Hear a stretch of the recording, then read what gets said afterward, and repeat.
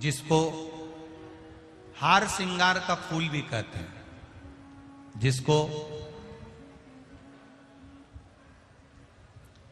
शिडली का फूल भी कहते हैं, पारिजात हार। जितने लोग फेसबुक यूट्यूब पर कथा सुन रहे हैं वो भी इस पारिजात के फूल का दर्शन अवश्य करें।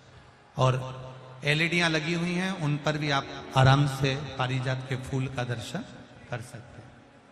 पारिजात का पुष्प, हार श्रृंगार का फूल, ऊपर से सफेद, नीचे जो उसकी डंडी होती है संतरे के कलर की होती है, संतरे के कलर की होती है, नारंगी कलर। महाराज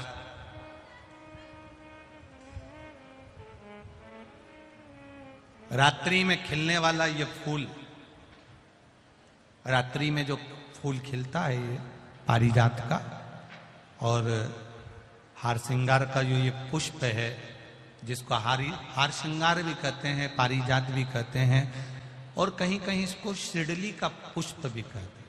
ऊपर से सफेद होता है, नीचे उसकी जो डंडी होती है वो नारंगी कलर की होती है। शिव कथा कर रही है, शिव महापुराण का चरित्र कर रहा। जिस समय पर संतान की प्राप्ति नहीं होती या किसी कारणवश, किसी कारण से हमारे यहां वंश की वृद्धि नहीं होती, तब देवाधिदेव महादेव की आराधना पारिजात के फूल से करी जाती है।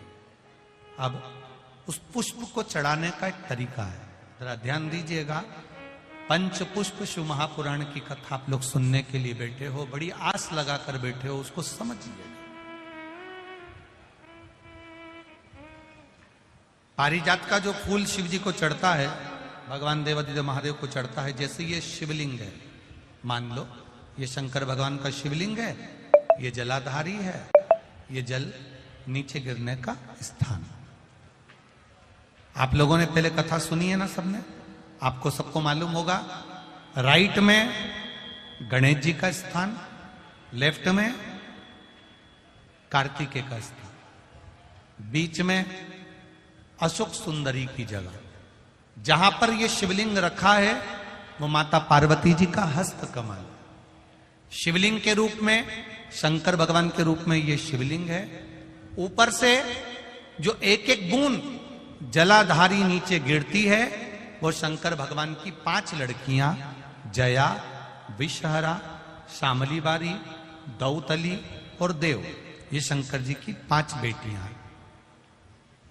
वंश वृद्धि के लिए, कार्य सिद्धि के लिए, वैभव प्राप्ति के लिए, या अपने हृदय की सुख समृद्धि के लिए, संतान प्राप्ति के लिए पारिजात हार श्रृंगार के फूल की शिव जी को आराधना होती है। हार श्रृंगार का जो पुष्प होता है, अशोक सुंदरी वाली जगह पर हम पारिजात के पुष्प को समर्पित करते हैं।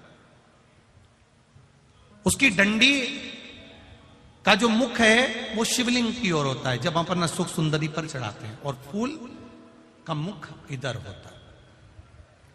वापिस उसी पारिजात के पुष्प को उठाकर हम माता पार्वती जी के हस्त कमल पर, जो गोल हस्त कमल है, वहां समर्पित करते हैं।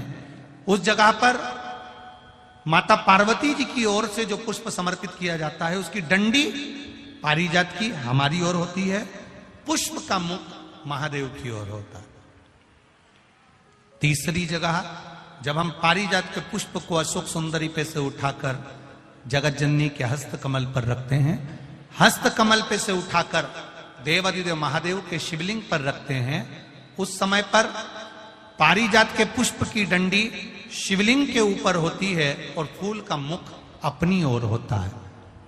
इस जगह पर पारिजात के पुष्प की डंडी के केसर से ही महादेव को त्रिपुंड लगाया जाता है और महादेव से प्रार्थना करी जाती है।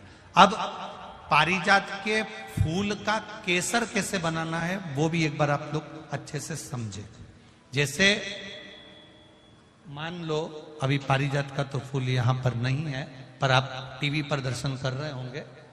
पारिजात पुष्प की जो पीछे की डंडी होती है, फूल सफेद और पीछे जो डंडी होती है नारंगी कलर की, केसरिया कलर की, उसको तोड़ लिया जाता है।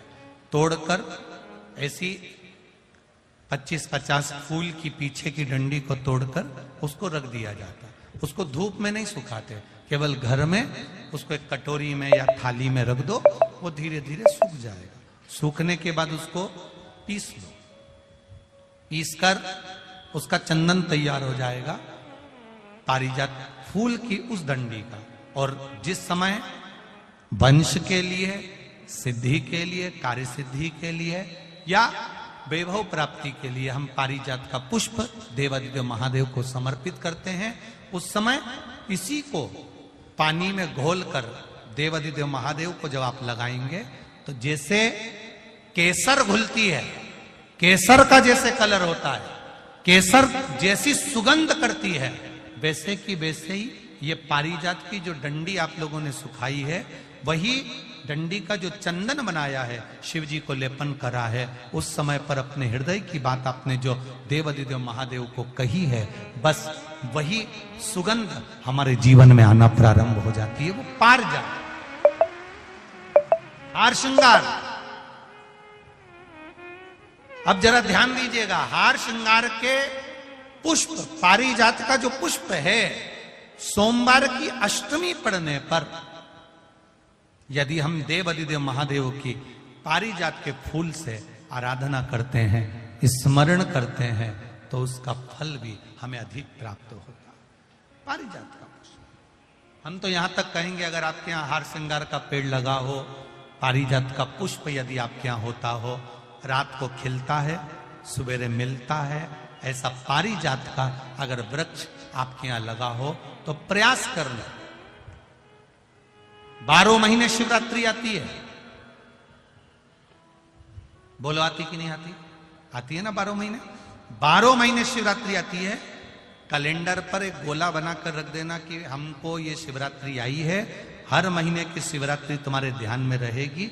एक पारिजात का पुष्प, हार श्रृंगार का पुष्प एक अगर देवादिदेव महादेव को आपने चढ़ाना चालू कर दिया, समर्पित करना प्रारंभ कर दिया, तो आपको पीछे पलट कर देखने की जरूरत नहीं पड़ेगी, महादेव हाथ पकड़ ही रहता। पारिजात का पुष्प शिव को समर्पित हो।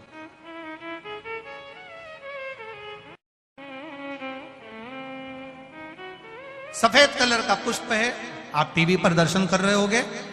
केसरिया कलर की, नारंगी कलर की उसकी डंडी है, भगवान शिव को समर्पित पारिजात।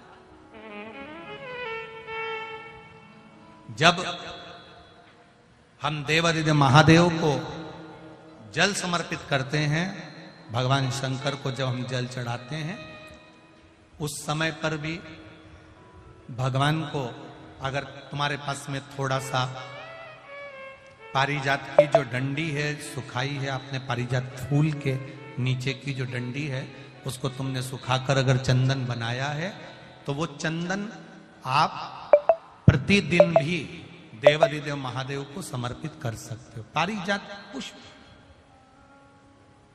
एक बात और हमारे स्मरण में रहे,